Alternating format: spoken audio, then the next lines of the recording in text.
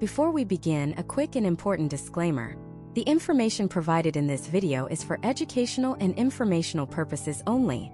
I am not a licensed financial advisor, and this presentation is not intended as financial, legal, or tax advice.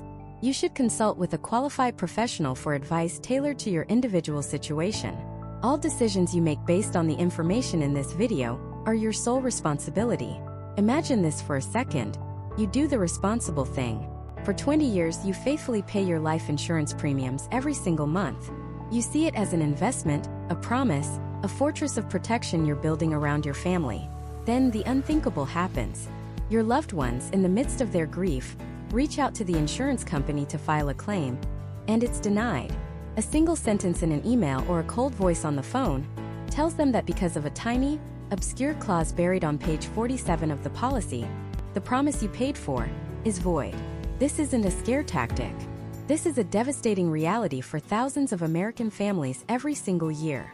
It's a financial nightmare born from one single mistake: choosing the wrong company. This exact nightmare is what we are going to make sure never ever happens to you. This video series isn't just another boring guide to life insurance.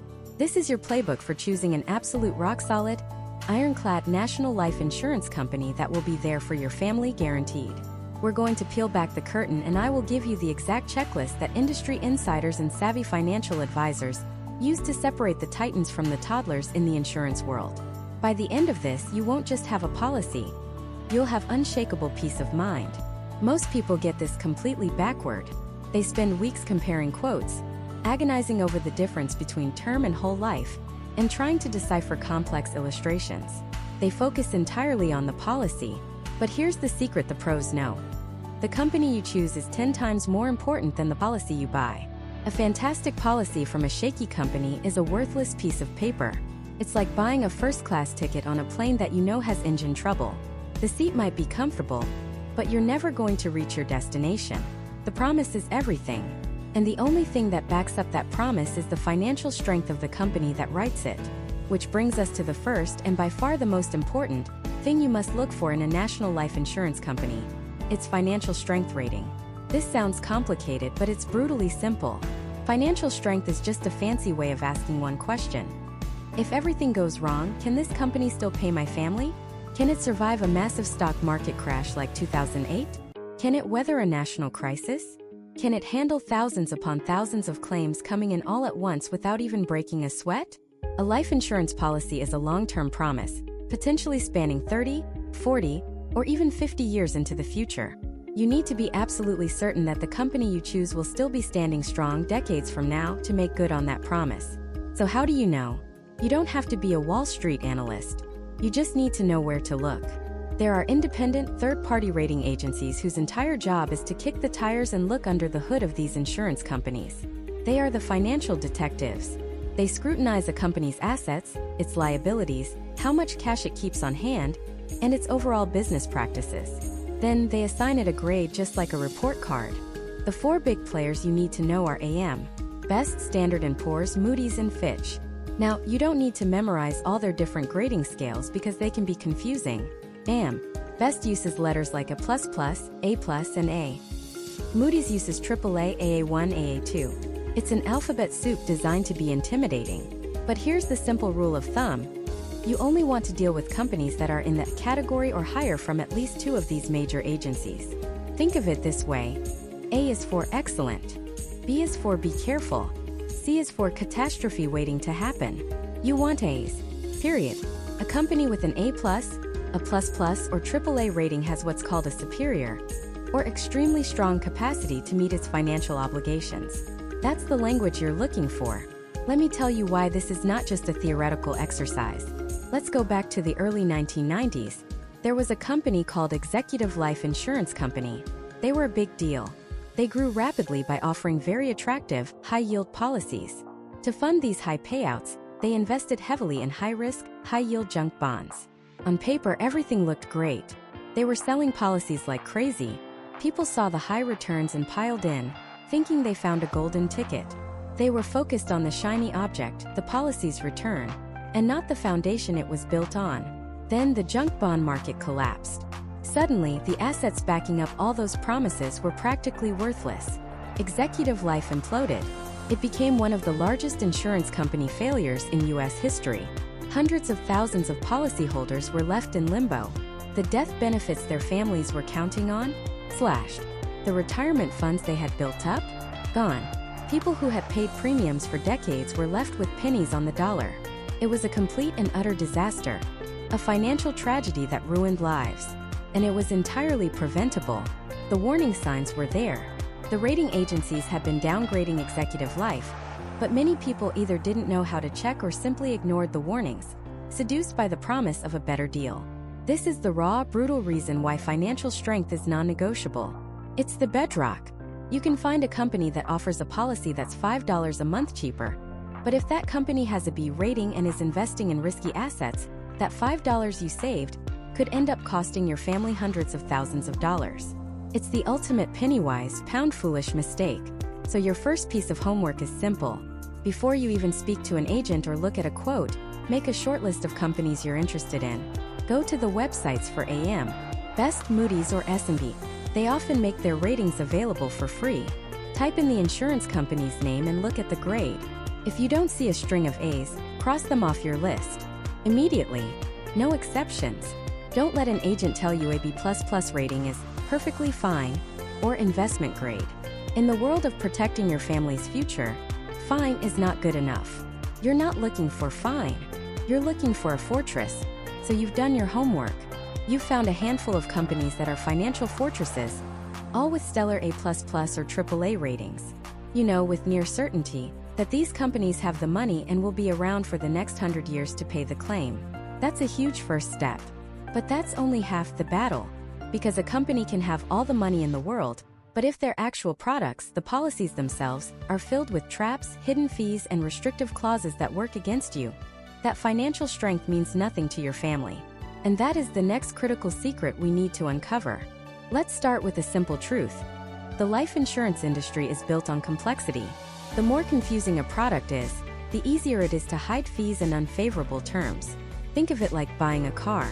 You can see the shiny paint, the leather seats, the big touchscreen. That's the death benefit, the number they splash across the top of the page.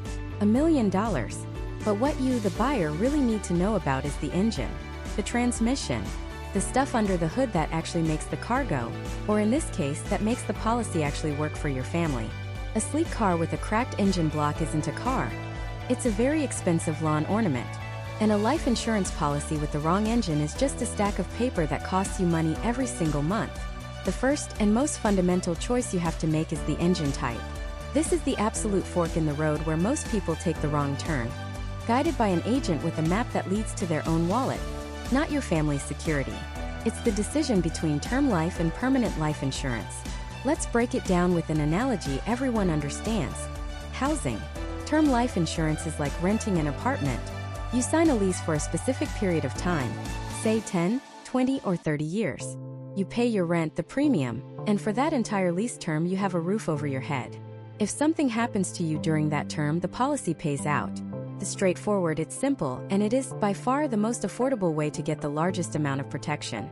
If you have a 30-year mortgage and 2 young kids, a 30-year term policy is the perfect rental to ensure that if you're not around, the house is paid for and college is funded. But just like a lease, when the term is up, it's over. You walk away with nothing but the peace of mind you had. And for 95% of American families, that is exactly what they need. Permanent life insurance, on the other hand, is like buying a house. You're not renting. You're building equity. It's designed to last your entire life, as long as you keep paying the mortgage, the premiums. And as you pay, you build up something called cash value, which is like the equity in your home. This sounds great, right? Who wouldn't want to own instead of rent? This is the sales pitch. It's powerful. It's appealing. And it's where the traps are buried. The first trap is the staggering cost. Buying a house is always going to be drastically more expensive than renting an apartment, and permanent life insurance is no different. We're talking premiums that can be 5, 10, even 15 times higher than a term policy for the exact same death benefit. The reason agents love to sell these policies isn't always because it's what's best for you. It's because the commission they earn on a permanent policy is astronomically higher. It's the difference between them getting a one-time modest commission for selling you a sensible Toyota Camry versus getting a massive multi-year payout for selling you a Bugatti you can't afford and don't need. This inherent conflict of interest is the industry's dirtiest secret. The second and far more deceptive trap is the illusion of that cash value. It's pitched as a forced savings account, a private pension, or a way to become your own banker. These are slick marketing phrases designed to make you feel like you're getting a 2-for-1 deal, a death benefit and an investment. But let's look under the hood. For the first several years of a permanent policy, almost none of your huge premium payment goes into your cash value. It goes to paying the agent's commission and the massive internal costs of the policy. The growth is incredibly slow. But here's the part that should make you furious. Let's say after 25 years, you've built up $100,000 in cash value inside your $1 million policy. You feel great. You think you have $1.1 million in value, right? The $1 million death benefit plus your $100,000 in savings. Wrong. In the vast majority of standard whole life policies, if you pass away, the insurance company pays your family the $1 million death benefit, and the insurance company keeps your $100,000 of cash value. Let me repeat that because it's the single most misunderstood aspect of these products. Your family does not get both. The cash value is not an extra benefit. It is, in most cases, simply a component of the death benefit that you pre-funded. You were essentially saving up money just to hand it back to the insurance company when you die. The only way to access that cash value while you're alive is to borrow it, and pay interest to the insurance company for the privilege of borrowing your own money, or to surrender the policy entirely, which cancels your death benefit.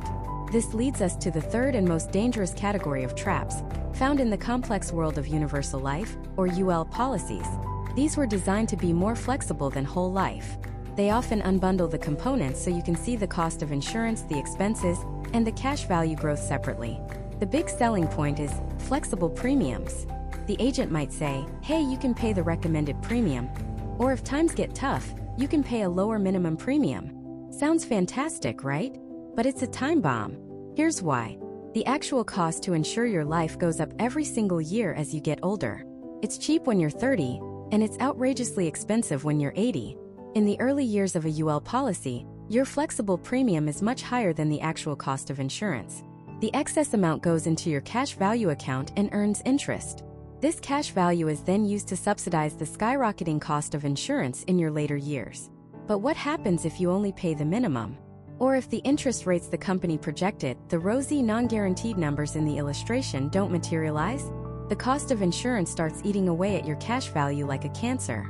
It depletes the account slowly at first, then faster and faster until one day in your late 70s or 80s when you need the coverage the most, you get a letter. It says your policy is about to lapse unless you start paying a premium that is thousands of dollars a month. Your permanent insurance was anything but. The policy dies and the insurance company keeps every dollar you ever paid into it. It's a catastrophic failure, and it happens to countless seniors who were sold a product they didn't understand. So what do you look for?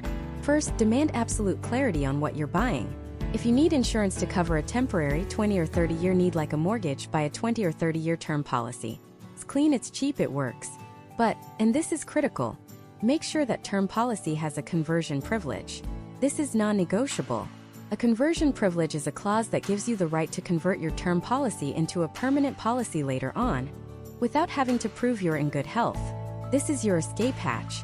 If you develop a health condition during your term and can't qualify for new insurance, this privilege allows you to keep your coverage, albeit at a much higher cost. It's a safety net that protects your future insurability. If an agent is aggressively pushing a permanent policy, you need to become the world's biggest skeptic. Ask them to show you the guaranteed illustration, not the fantasy projection based on wishful thinking. The guaranteed column shows the worst-case scenario.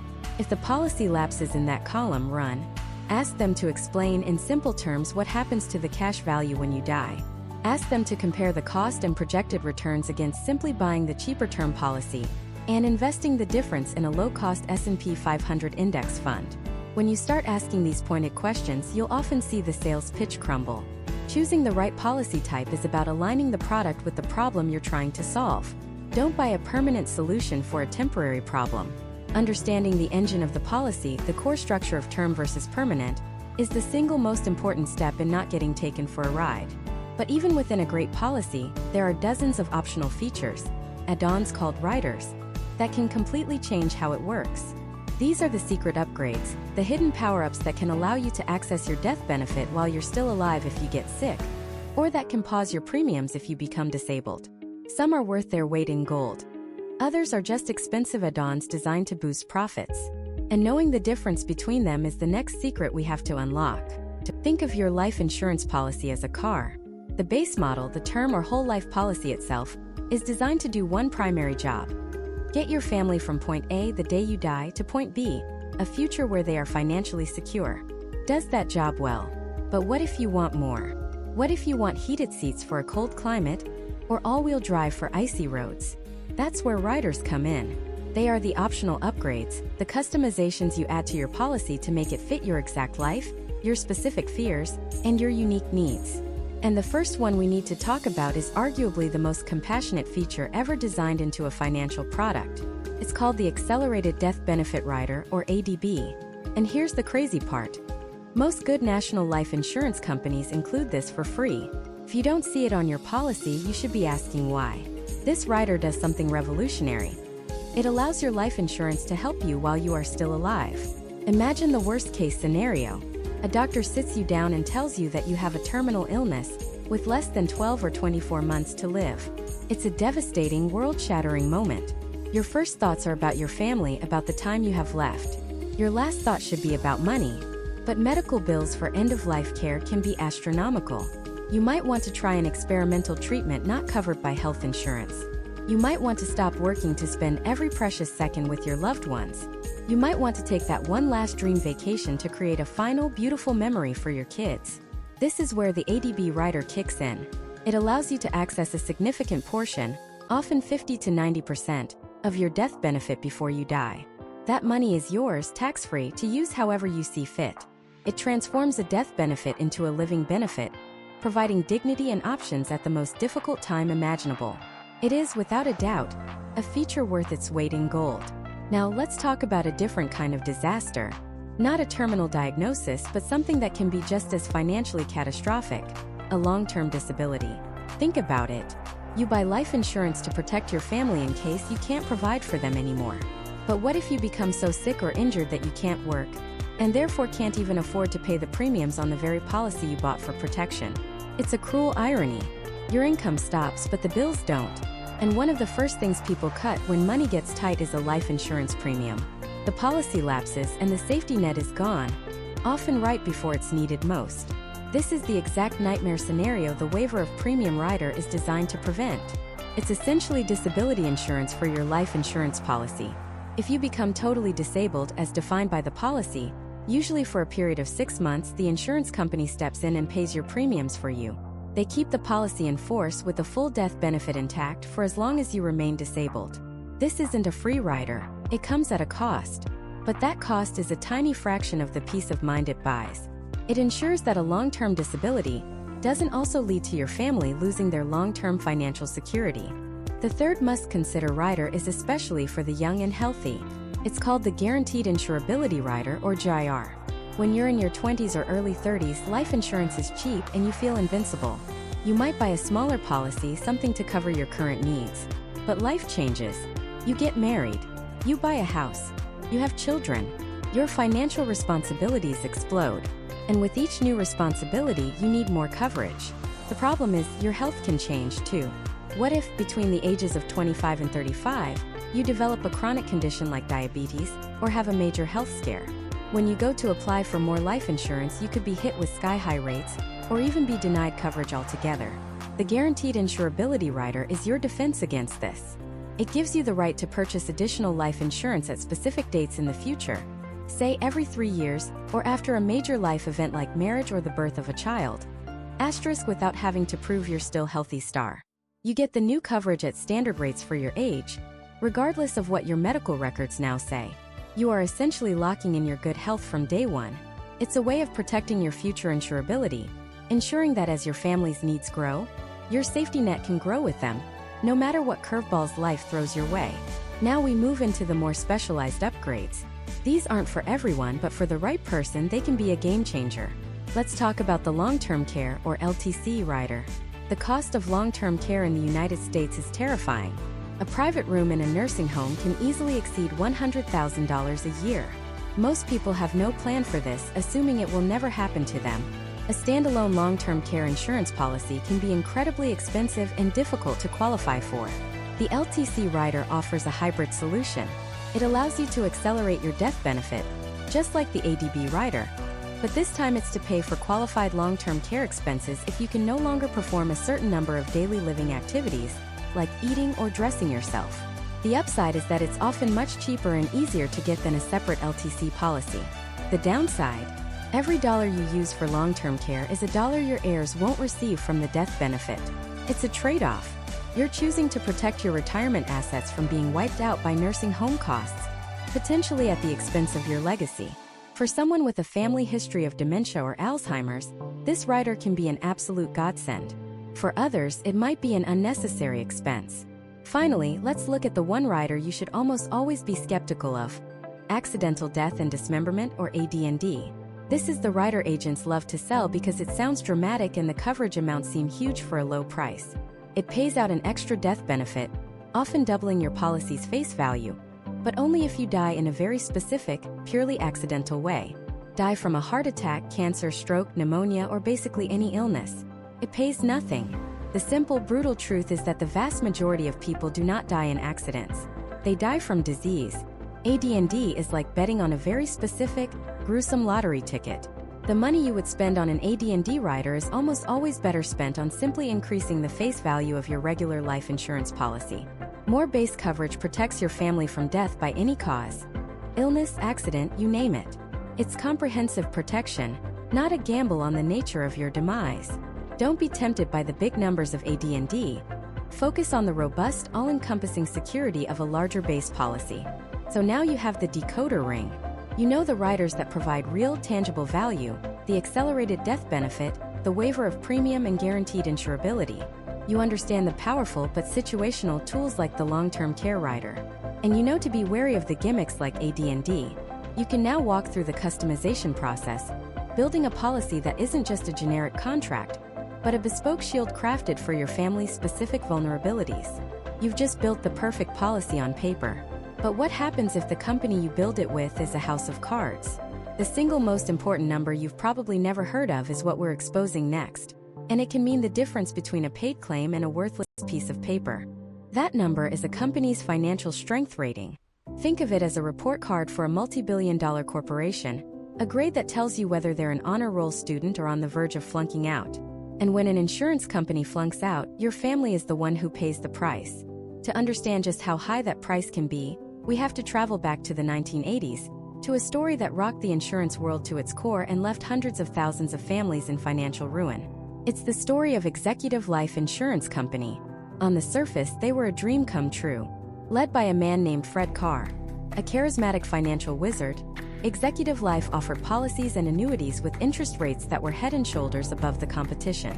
While other stodgy, old-school insurance companies were offering safe, boring 5% returns, Executive Life was dangling the carrot of 8%, 9%, even double-digit returns.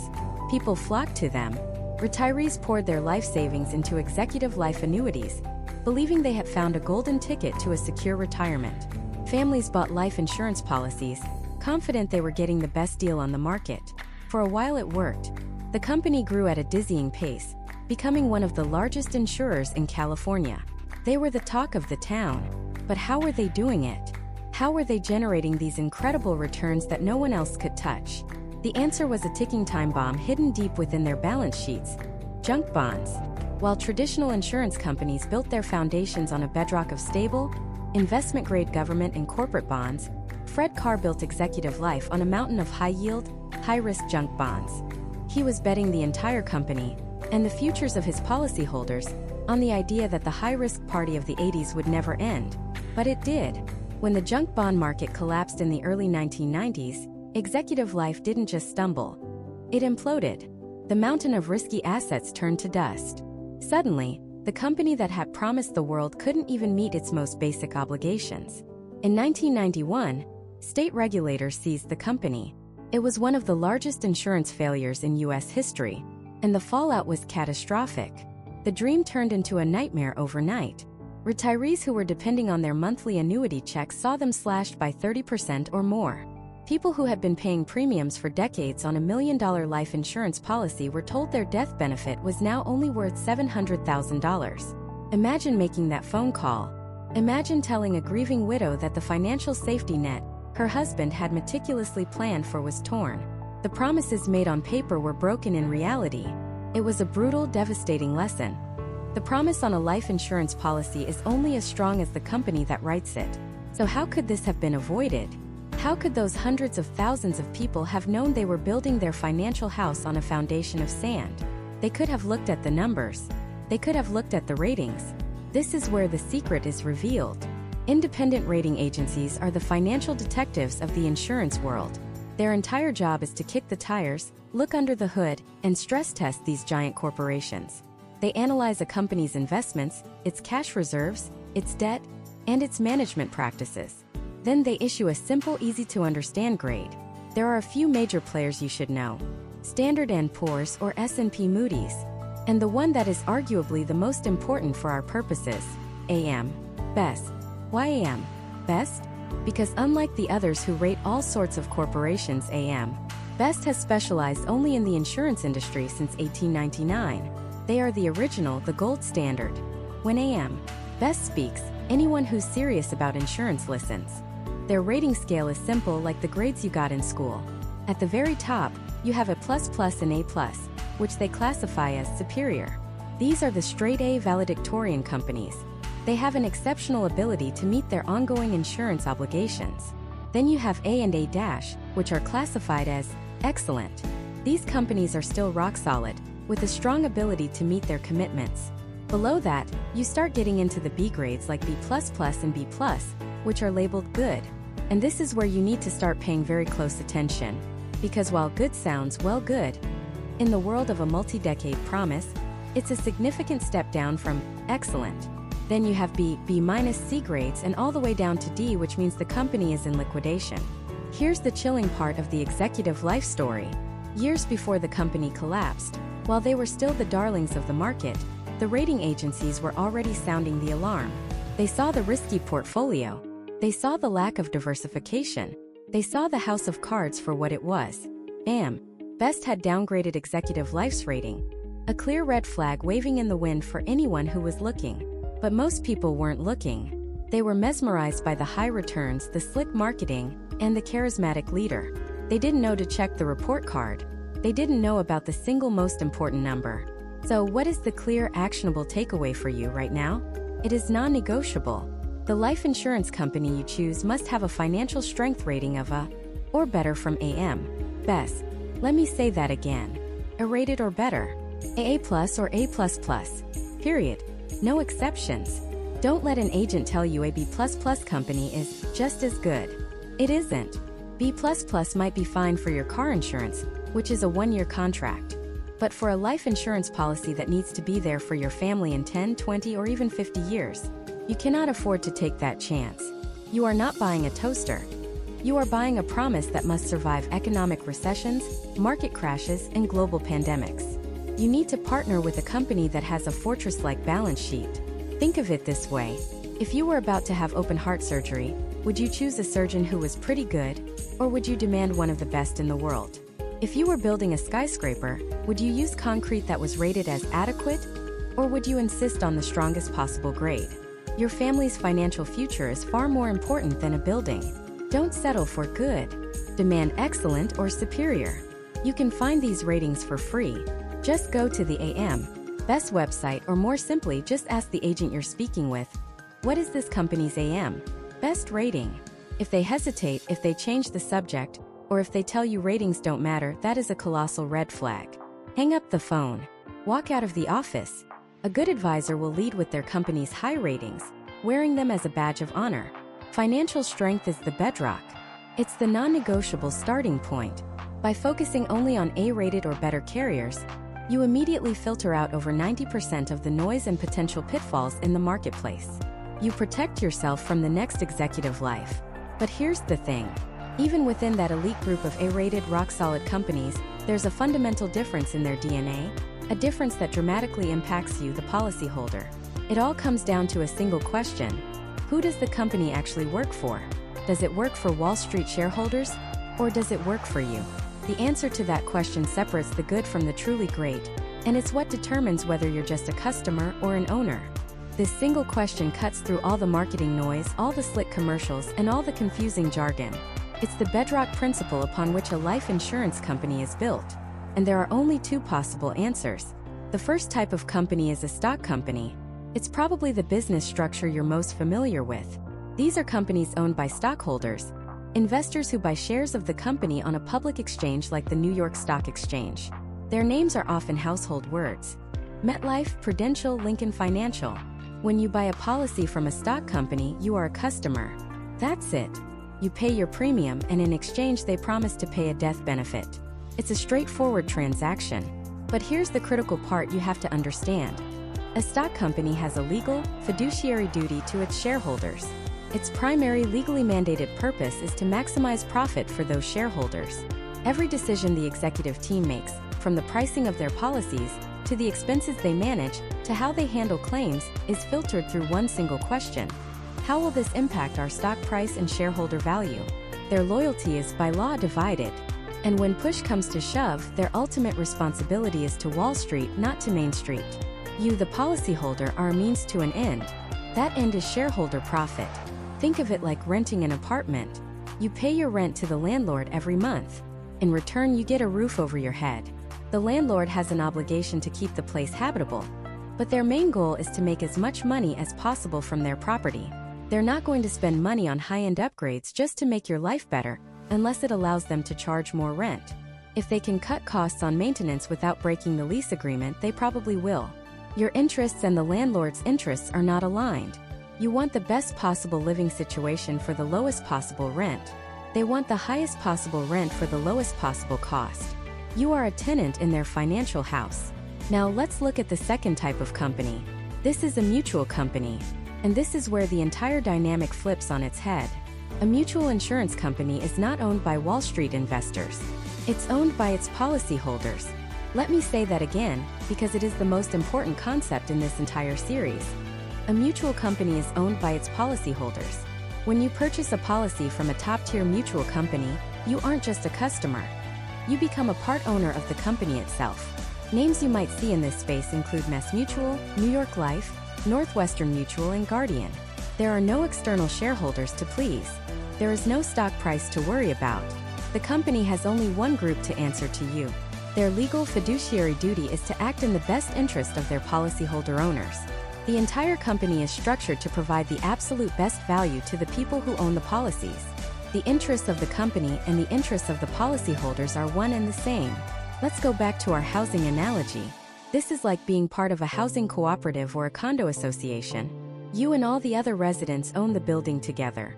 You all pay monthly fees, your premiums, into a central pool of money. That money is used to maintain the property, pay for repairs, and make improvements for the benefit of everyone who lives there. The board that runs the co-op is elected from among the owners, and their sole job is to manage the building for the good of the residents. If they manage the budget well and there's a surplus of money at the end of the year, that money doesn't go to some outside landlord. It comes back to you, the owners, maybe in the form of a rebate, a reduction in future fees, or a special assessment for a new roof that increases the value of everyone's home. You are an owner. Your success is the company's success. This isn't just a philosophical difference. It has a massive, tangible financial impact. And it shows up in one powerful word: dividends. When you hear the word dividend, you probably think of a stock dividend, which is a distribution of a company's profits to its shareholders. But a dividend from a mutual insurance company is something entirely different, and frankly, far more meaningful. It is not a guarantee, but it is a powerful indicator of the company's philosophy. A life insurance dividend is considered a return of a portion of the premium you paid. Here's how it works. The actuaries at a mutual company are incredibly conservative. When they set your premium, they build in buffers.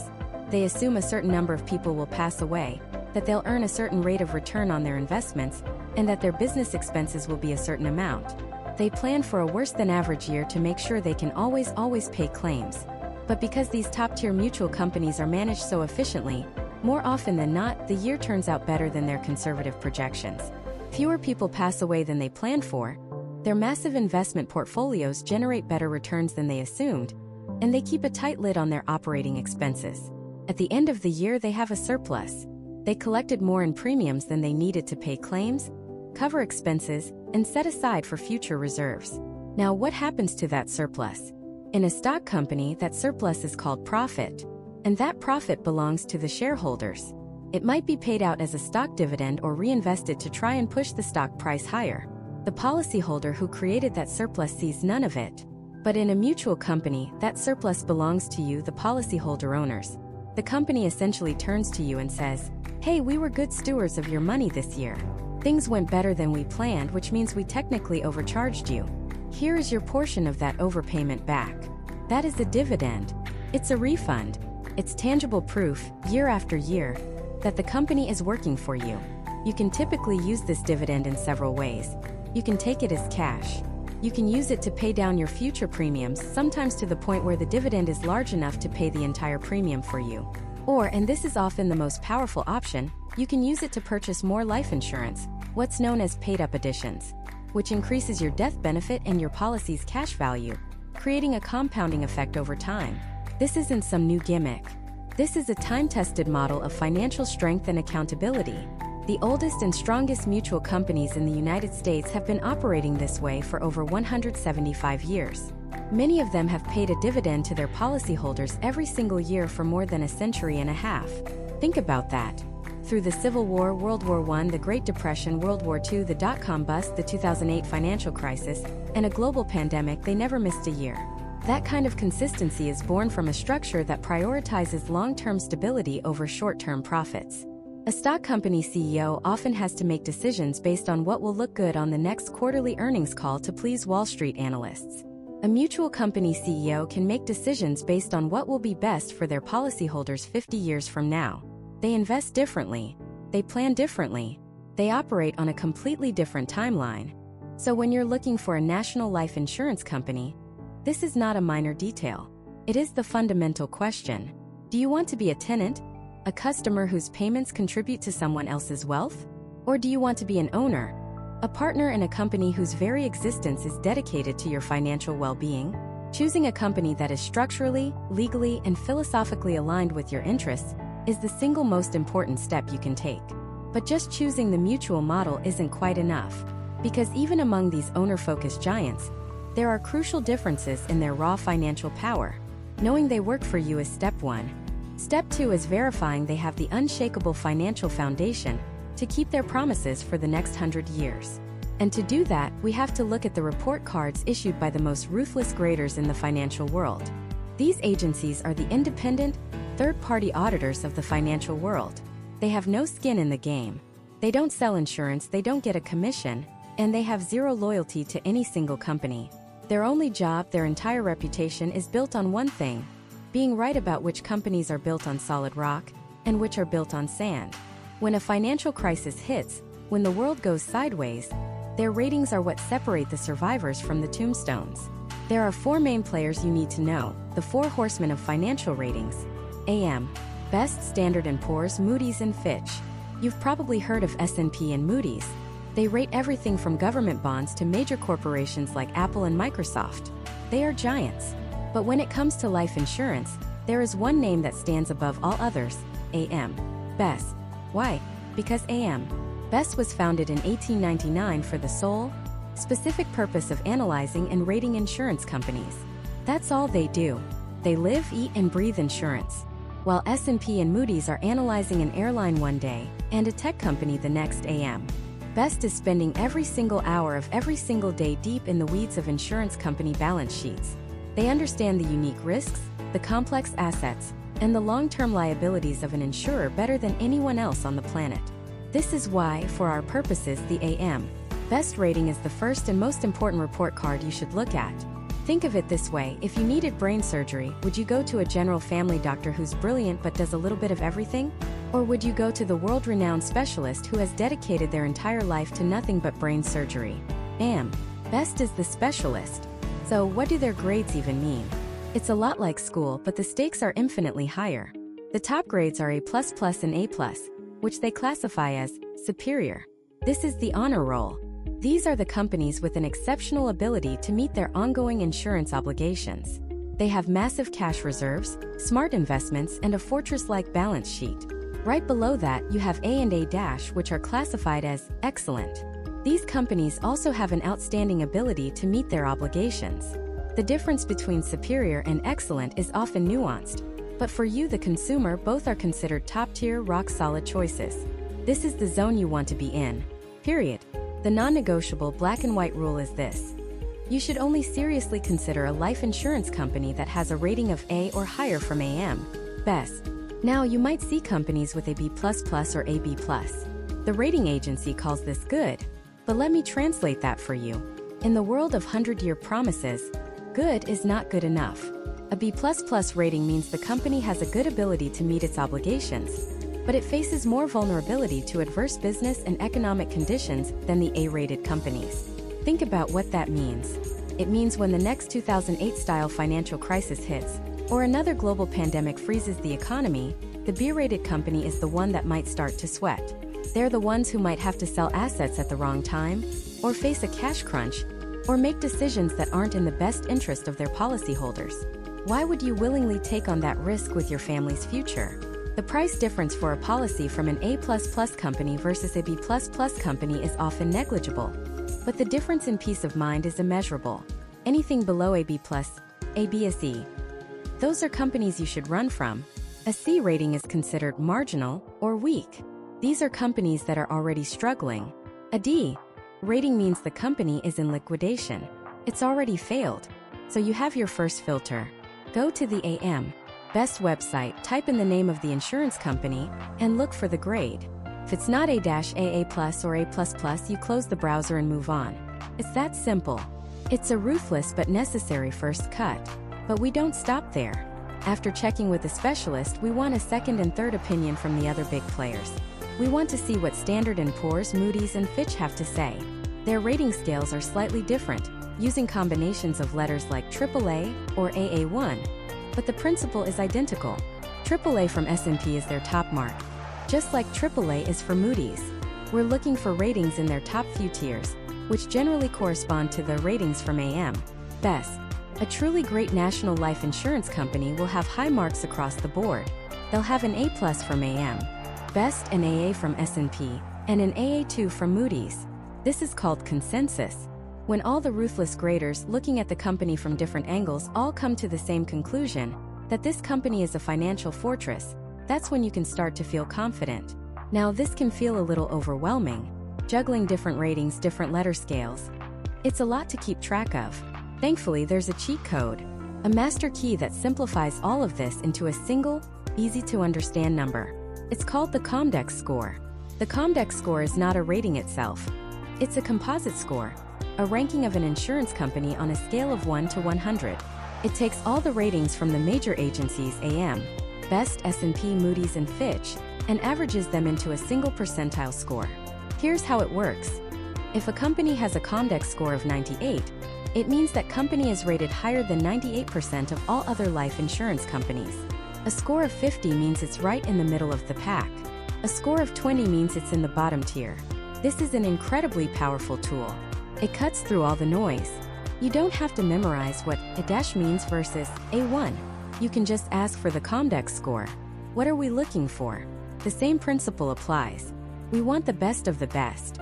You should be looking for companies with a Comdex score of 90 or higher.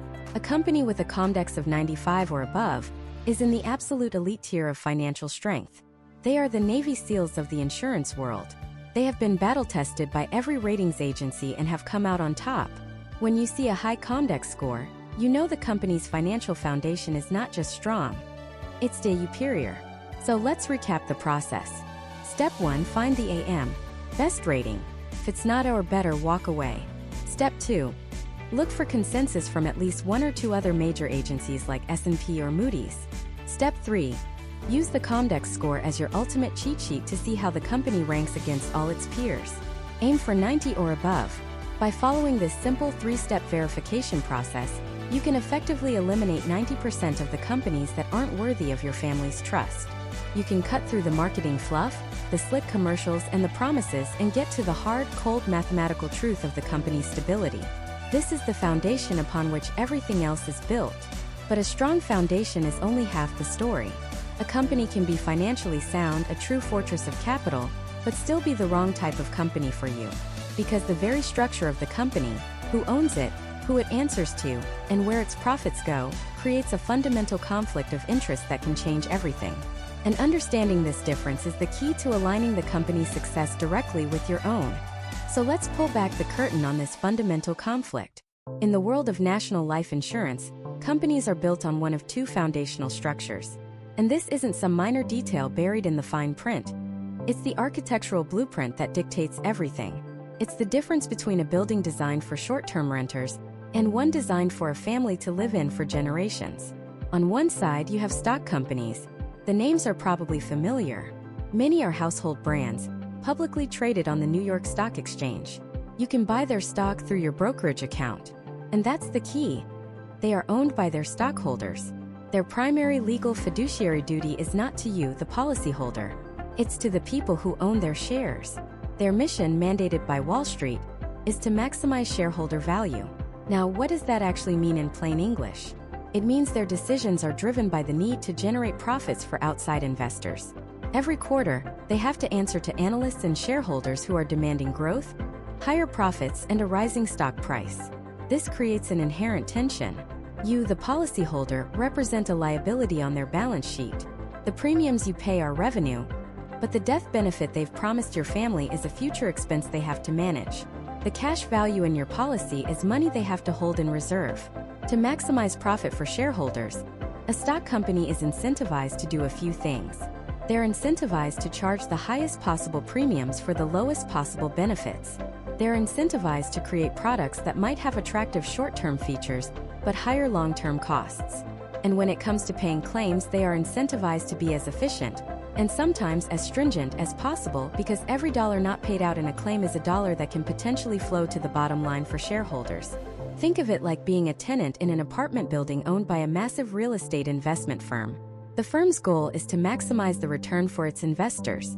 They might keep the building safe and functional because they have to, but are they going to invest in top-of-the-line upgrades that benefit you but don't immediately increase their profits? Are they going to lower your rent out of the goodness of their hearts when their operating costs go down? Unlikely. Their interests and your interests are fundamentally at odds. You are a source of revenue. They are a provider of a service, and the relationship is purely transactional, governed by the goal of profitability for a third party.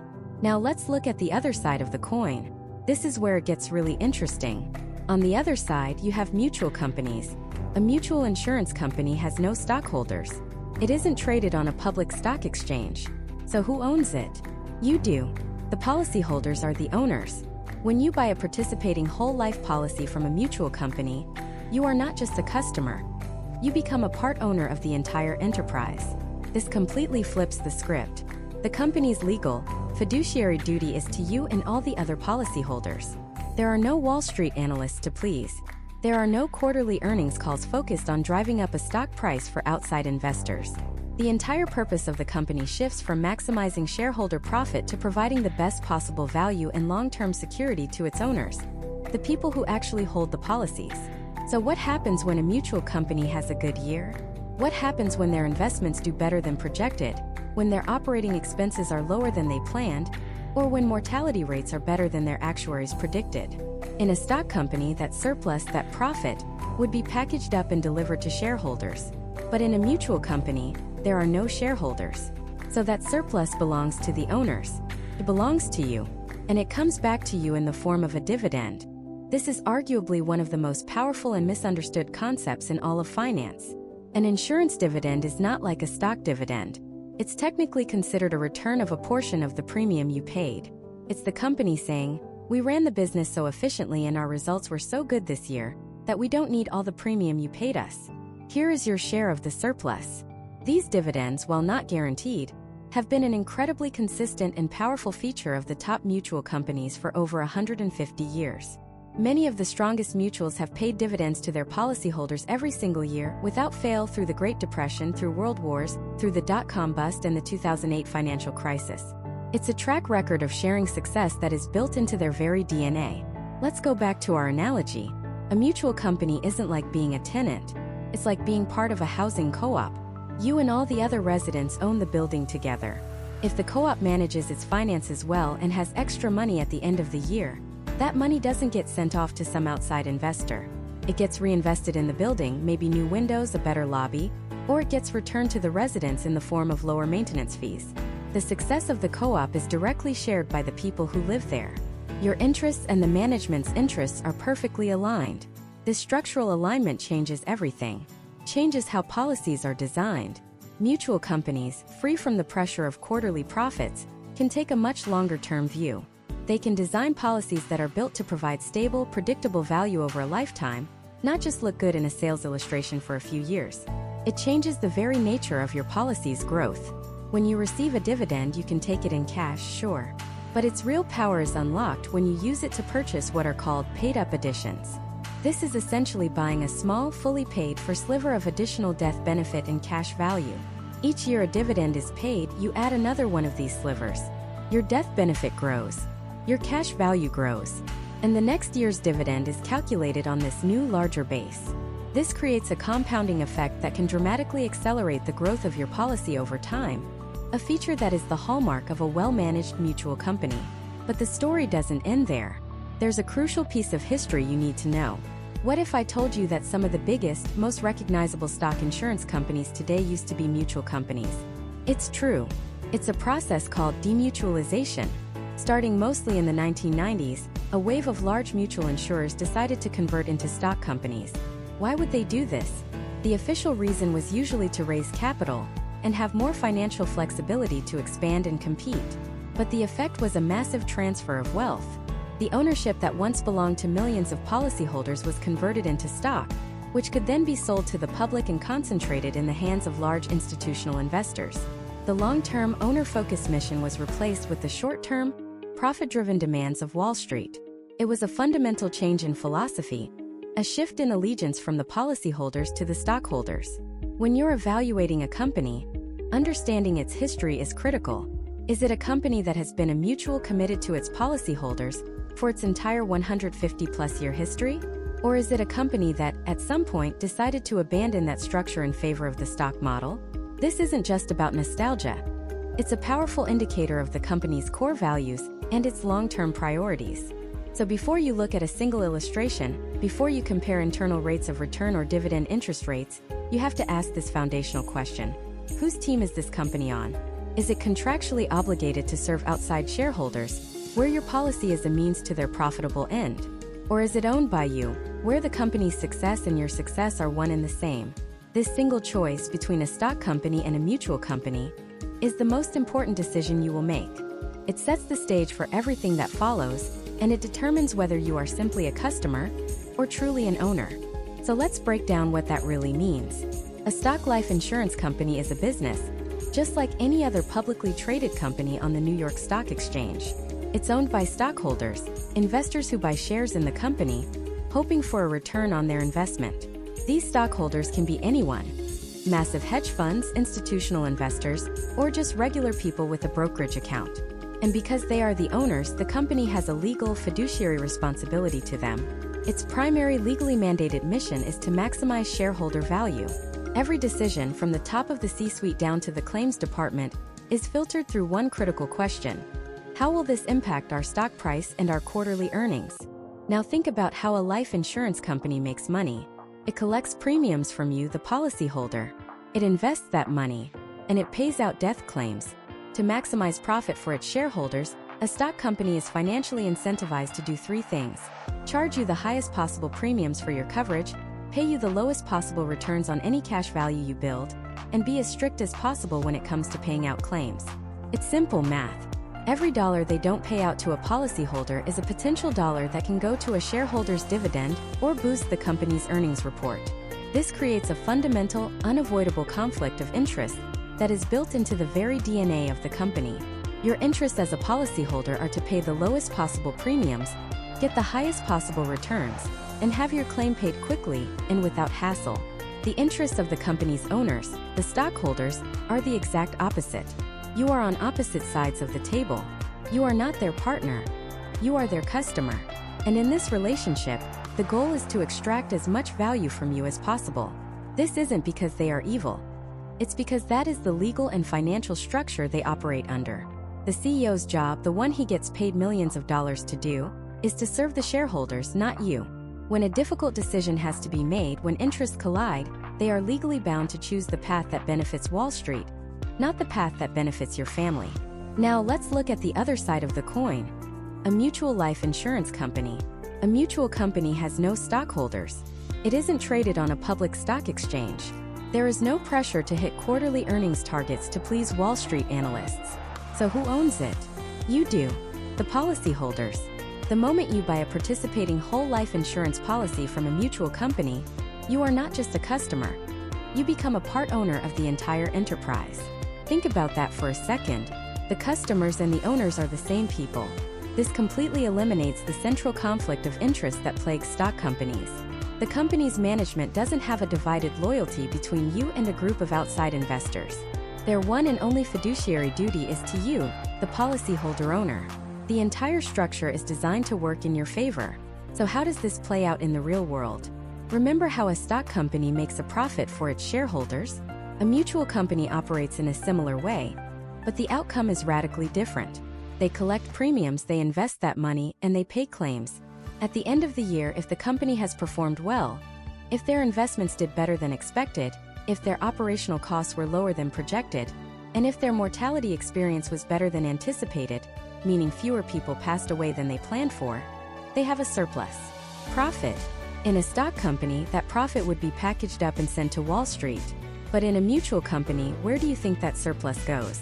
Goes back to the owners. Goes back to you. This return of surplus is called a dividend.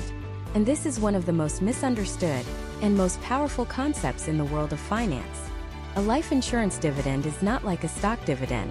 A stock dividend is a payment of profit, and it's taxable. A life insurance dividend, according to the IRS, is considered a return of an overpayment of premium. You essentially overpaid for your insurance during the year, and the company is now refunding that overpayment back to you because they ran the business so efficiently. And because it's a refund, it is not considered taxable income. This is a massive, massive advantage. For over 150 years, the top mutual companies in America have paid dividends to their policyholder owners every single year. Through World War I, the Great Depression, World War II, the dot-com bust, the 2008 financial crisis, and the recent pandemic. Every single year, without fail, they have shared their success with the people they exist to serve. This isn't just a quaint feature. It's the ultimate proof of a company's financial strength and its unwavering commitment to its owners.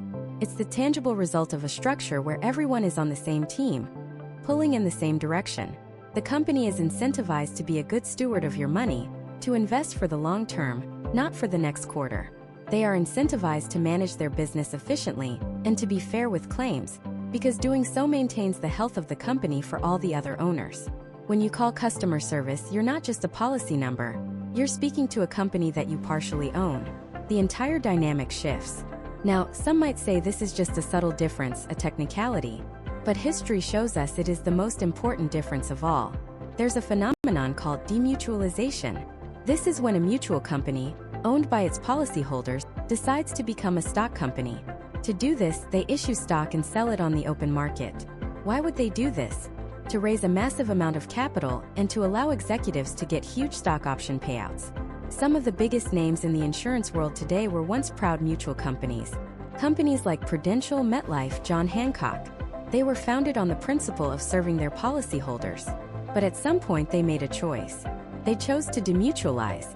They chose to abandon their owners and instead serve Wall Street. The moment they did that, their primary allegiance shifted. Overnight, their policyholders went from being owners to being mere customers. The fundamental conflict of interest was introduced, and the very soul of the company was changed forever. This isn't ancient history. It's a clear and powerful warning.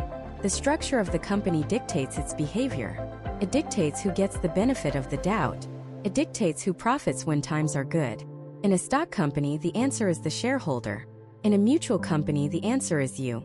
So when you're looking for a national life insurance company, you are not just buying a product. You are entering into a multi-generational contract, a financial partnership that could last for the rest of your life and beyond. The single most important question you can ask is, who owns this company? Are you dealing with a publicly traded corporation that has a legal duty to its shareholders? A duty that often runs directly counter to your own best interests? Or are you partnering with a mutual institution, one that you will own a piece of, where the success of the company is shared directly with you and your family? Choosing a mutual company aligns the company's interests with yours. It turns an adversarial relationship into a cooperative one. It ensures that you are treated not as a line item on a balance sheet, but as a valued partner in a shared enterprise. This choice, more than any other, will determine the long-term value, stability, and integrity of the promise your life insurance policy represents. And that promise is not just a single monolithic guarantee of a death benefit decades from now. A truly great national life insurance company understands that life is not a straight line. It's a winding road filled with unexpected turns, challenges, and triumphs. The policy they design for you shouldn't be a rigid, brittle document, but a living, breathing contract that can adapt and serve you not just at the end of your life, but throughout it. This is where we move beyond the company's balance sheet and into the very architecture of the policy itself. We need to talk about the tools that transform a generic policy into a personalized fortress for your family's financial future. These tools are known as riders. Think of a basic life insurance policy as a high-quality, reliable car. It has a powerful engine, a strong chassis, and it will get you where you need to go. Riders are the custom options package.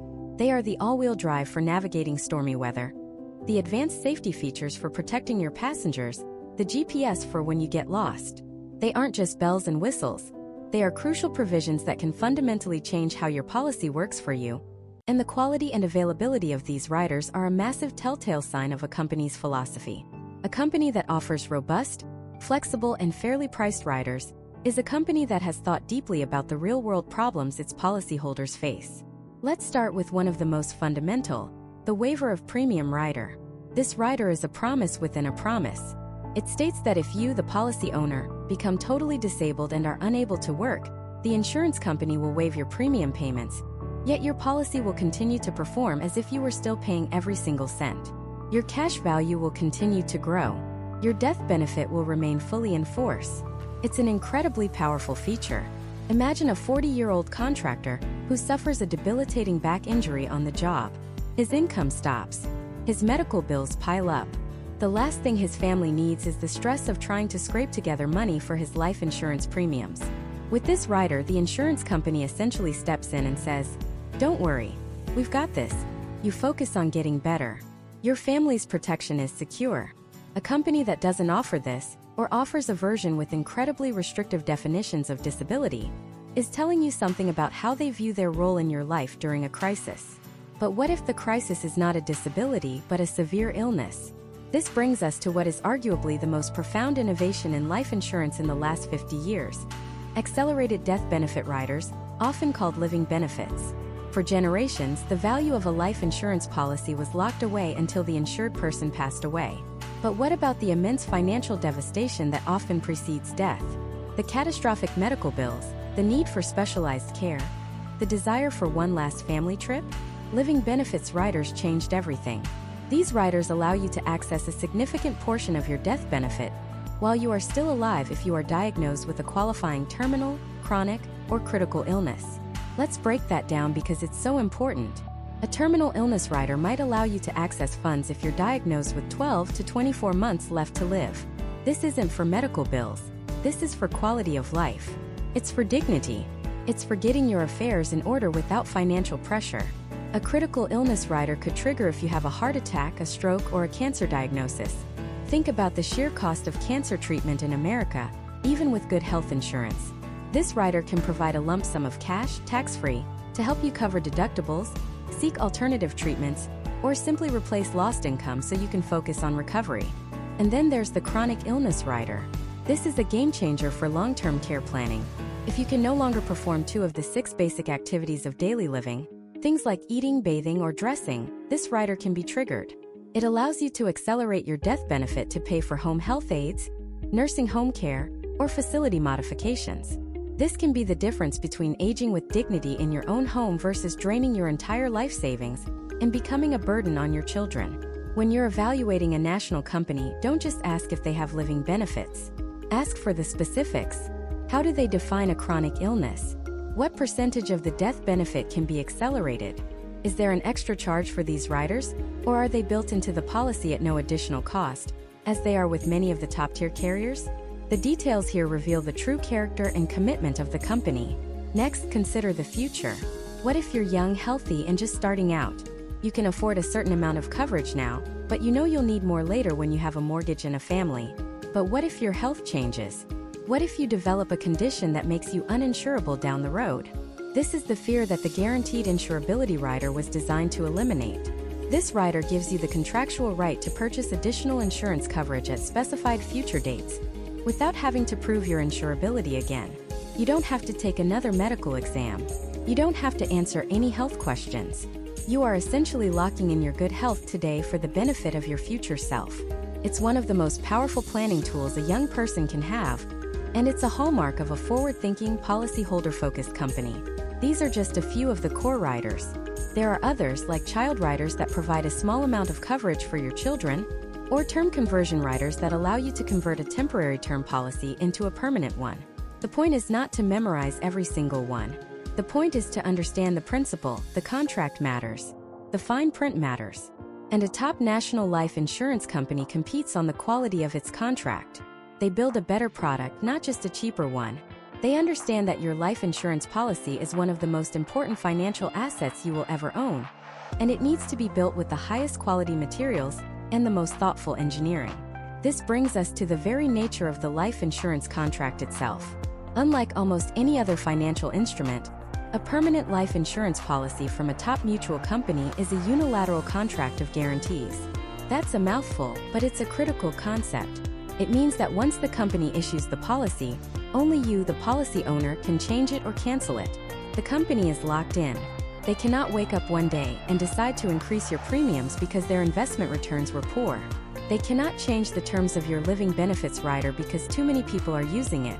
They cannot reduce your guaranteed cash value growth because of a market downturn. Everything, your premium, your death benefit, your guaranteed rate of return on cash value, the rules governing your riders, is etched in stone from day one. In a world of financial uncertainty, where stock markets swing wildly and interest rates fluctuate, the life insurance contract stands as a bedrock of certainty.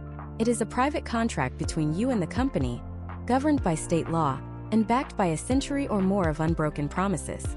When you choose a national life insurance company, you are not just buying a product. You are entering into a legally binding multi-generational promise. The strength of that promise is found not only in their financial ratings and their mutual structure, but in the very words written on the pages of the policy document. Learning to read and understand those words, especially the parts about the riders that provide you with options and flexibility, is how you transform yourself from a mere consumer into an empowered owner of your financial destiny. But even with the best contract in the world, from the most financially sound company with the most comprehensive riders, there is one final human element that can make or break your entire experience and the long-term success of your plan. This final piece of the puzzle is often the most overlooked, yet it holds the key to unlocking the full potential of everything we've just discussed. It's the financial professional, the agent, the advisor, whatever title they use. This person is the human interface between you and the multi-trillion-dollar institution you're about to partner with for the rest of your life. They are not just a salesperson. If they are, you need to run in the other direction. A true professional in this space is a strategist, an educator, and a long-term guide. They are the translator for the complex language of insurance contracts. They are the architect who designs a policy that is not just a generic template, but a custom-built structure designed to support your specific financial house. Think about it this way: you can have the best building materials in the world, the strongest steel, the most durable concrete, the most advanced engineering, but if your architect and your builder are incompetent, what you'll end up with is a pile of rubble or a structure that's bound to fail. The insurance company provides the raw materials, the financial strength, the dividend history, the policy features. The agent is the architect who puts it all together for you. A great agent with a good company will almost always outperform a mediocre agent with a great company. Why? Because the great agent knows how to unlock the full potential of that company's products. They know how to structure the policy for maximum cash value growth, how to blend different components to lower costs, and how to utilize riders to create a Swiss Army knife of financial utility. A mediocre agent will sell you an off-the-shelf product that might only be 60% as efficient as it could have been. So, what separates the master architects from the mere salespeople? First, look for an educational approach. When you sit down with them, are they trying to understand your entire financial picture, your goals, your fears, your dreams? Or are they immediately jumping to a product and a sales pitch? A top-tier professional will spend the vast majority of their time asking questions and listening. They will educate you on the concepts, the mechanics of a policy, the tax advantages, the strategic uses. They should be able to explain complex ideas in simple, understandable terms. If you walk away from a meeting feeling more confused than when you started, or feeling pressured, that is a massive red flag. You should walk away feeling empowered, enlightened, and clear on the path forward, even if you decide not to proceed. Next, you need to understand their business model. Are they a captive agent or an independent agent? A captive agent works for a single insurance company, like New York Life or Northwestern Mutual. They are experts in their company's specific products and often have deep institutional support. The potential downside is that their toolbox is limited to what their one company offers. An independent agent or broker, on the other hand, works for you, the client. They are not beholden to any single company and can shop the market, pulling solutions from a variety of different carriers to find the optimal fit or the best price. The potential downside here is that they might not have the same depth of knowledge about one specific company as a captive agent who lives and breathes it every day. There is no universally better option. Some of the best professionals in the world are captive and some are independent. The key is transparency. You need to know who they work for and how they are compensated so you can understand the lens through which they are viewing your situation. But here is the most critical question you can ask a potential advisor, the one that cuts through everything else. What does your service model look like after I sign the application? The transaction isn't the end of the relationship. It is the very beginning. A life insurance policy, especially a cash value policy, is a dynamic financial asset. It needs to be reviewed. Life changes. You might get a raise, have a child, start a business. Your policy may need adjustments. A true professional will have a structured process for regular policy reviews, typically annually or every few years, to ensure the policy is still performing as expected and aligned with your current goals. Ask them, will I be hearing from you? Or will I just get a bill in the mail once a year? Ask them about their team. What happens if they retire? Or if something happens to them? Is there a succession plan? A professional practice has a plan in place to ensure their clients are taken care of for generations. A salesperson is just looking for the next commission. You are not buying a toaster. You are establishing a multi-generational financial relationship. Vet the person in front of you accordingly. So how do you find this person? Start with referrals from other trusted professionals in your life. Your CPA, your attorney. These individuals often have networks of vetted financial experts. When you get a name, interview them. And remember, you are the one conducting the interview. This is your capital, your future. You are the CEO of your own financial life, and you are hiring for a critical position on your personal board of directors. Prepare your questions. How long have you been in the business? What specific designations or advanced training do you have? Can you show me an example of a policy you designed for a client with similar goals to mine? And the big one, can you provide me with an in-force illustration for an existing policy that is 10 or 20 years old, so I can see how your original projections have held up against actual performance over time? A confident, transparent professional will welcome these questions. Someone who gets defensive or evasive is telling you everything you need to know. We've covered a tremendous amount of ground together. We started with the bedrock, the financial strength and ratings that ensure the company will be there to pay its promises. We explored the fundamental difference between a mutual company that serves policyholders and a stock company that serves shareholders. We dissected the critical and often misunderstood mechanics of direct versus non-direct recognition loans. We looked at the power of a long, stable history of paying dividends, the engine of long-term growth. We layered on the utility of policy riders, those powerful options that customize your coverage for life's unexpected turns. We talked about the importance of stellar customer service, the day-to-day experience of being a policyholder. And now we've placed the final crucial piece of the puzzle: the guide, the advisor, the human being who will help you navigate this entire landscape. Choosing a national life insurance company isn't about finding a single best company. It's about finding the best company for you. It's about finding the optimal alignment of financial strength, company philosophy, policy mechanics, and professional guidance that matches your unique financial DNA. It's a synthesis of all these elements working in concert. You can have the best company in the world, but if the policy is designed improperly by an inexperienced agent, it will fail you. You can have the best agent in the world, but if they place you with a financially weak company, your security is built on sand. You need both: a world-class institution and a world-class professional. You now possess the knowledge that most people, even many financial advisors, lack. You have the complete blueprint. You know the critical questions to ask, the red flags to watch for, and the green lights that signal you're on the right path. This isn't just about avoiding a mistake. This is about proactively engineering a better financial future. It's about taking control and building a financial fortress for yourself and your family. A fortress with a foundation of contractual guarantees and a history of unwavering performance. The power is now in your hands. The next step is yours to take. Go build your legacy.